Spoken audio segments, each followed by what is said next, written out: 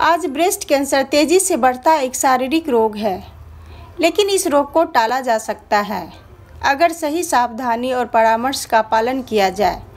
ज़रूरी है हर महिला को अवेयर होना, क्योंकि महिलाएं अपने फैमिली के हर मेंबर का ख्याल रखती है और अपने स्वास्थ्य के प्रति लापरवाह बरतती है।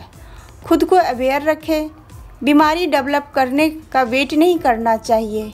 अपनी बीमारी को जड़ से समाप्त करने के लिए अवेयर होना है। भारत में हर 10 में से 1 महिला ब्रेस्ट कैंसर से पीड़ित है।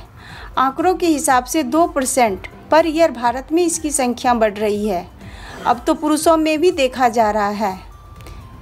ऐसे बहुत सारे सिम्टम्स हैं जिसमें महिलाओं को ध्यान देने की ज़रूरत है ताकि वो होने वाले कैंसर से बच सके, जैसे अचानक स्तन, ब्रेस्ट में बदलाव होना, एबनॉर्मल वेजिनल ब्लीडिंग होना, अनियमित पीरियड्स होना, पेल्विक पेन यानी पेट के निचले हिस्से में अक्सर दर्द होना, बिना डाइट फॉलो किए अचानक से वेट लूज होना, हैवीनेस, सूजा हुआ फील होना, ब्लॉटिंग फील होना।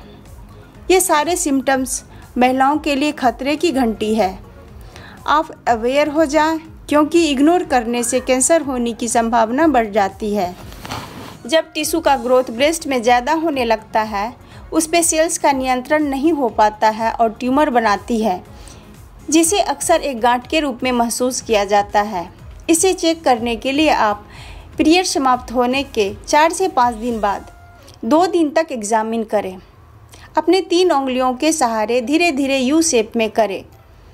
आर्म पीट और कॉलर बोन के नीचे यू शेप में उंगलियों के सहारे घुमाएं और गांठ को फील करें।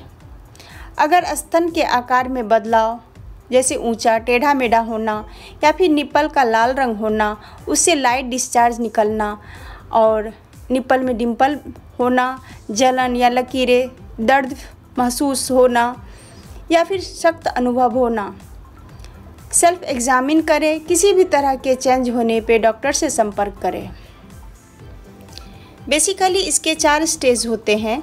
0 और फर्स्ट स्टेज में इसकी बढ़ने का प्रोसेस बहुत स्लो होता है और आप खुद से प्रिकॉशन और सप्लीमेंट के हेल्प से इसे ठीक कर सकते हैं। लेकिन जब यह 2nd और 3rd स्टेज में यह तेज़ी से बढ़ने लगता है और शरीर के बाकी हिस्सों में भी फैलने का खतरा बढ़ जाता है।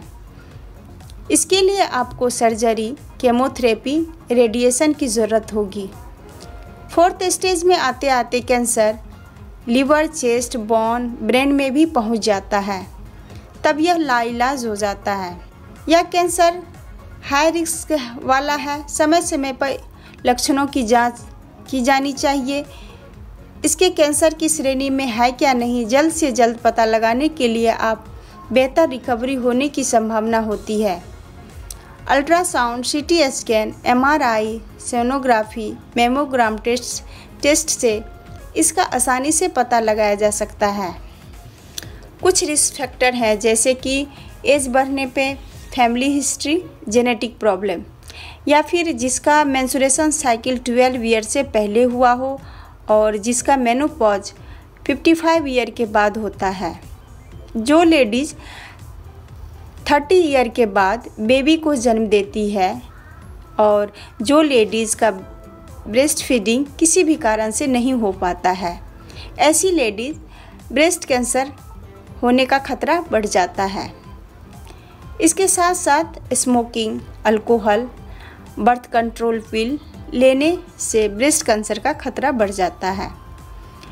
जिसको किसी भी कारण से चेस्ट में रेडिएशन पड़ा हो या फिर हार्मोन रिप्लेसमेंट हुआ हो, ऐसे केस में हार्मोन्स एस्ट्रोजन का रिलीज ज़्यादा होने लगता है और ब्रेस्ट कैंसर का खतरा बढ़ जाता है। पहले ब्रेस्ट कैंसर के नाम से लेडीज़ अक्सर डर जाती थी, लेकिन आज के डेट में सर्जरी और केमोथेरेपी इस चीज़ को आसान बना दिया है। शेप और साइज़ में कोई ख़ास अंतर नहीं पड़ता है और इसका इलाज भी आसान है, बशर्ते कि सही समय पे हो जाए। तो कैंसर हमारे शरीर में किस तरह से पनपता है और इसे हम लोग किस तरह इनिशियली ठीक कर सकते हैं, वेस्टीज के कौन कौन से सप्लीमेंट यूज़ करके हम इसे रिकवर कर सकते हैं, इसको जानने के लिए आपको पार्ट 2 का वीडियो देखना है। इसका लिंक डिस्क्रिप्शन बॉक्स के नीचे दिया हुआ है। Thank you, wish you wealth.